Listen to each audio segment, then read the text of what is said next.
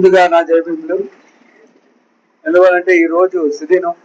ఎందుకంటే భారతదేశంలో ప్రపంచ దేశాల్లో చెప్పుకోగల సత్తా ఉన్న భారత రాజ్యాంగాన్ని నిర్మించిన 11 మందిలో అంబేద్కర్ తన పూర్తి శక్తిని దీంట్లో ఉపయోగించి ఈ రోజు ఆయన పిల్లల్ని భార్యని కూడా చనిపోయినా కూడా వదలకుండా 2 సంవత్సరాల 11 నెలల కొద్ది రోజులు ఆయన రాజ్యాంగాన్ని నిర్మించి ఈ రోజు భారతదేశానికి పార్లమెంట్ కి సమర్పించిన రోజుని మనం ఘనంగా చేసుకోవడం రాజమండ్రిలో ఎంతో గొప్పతనం.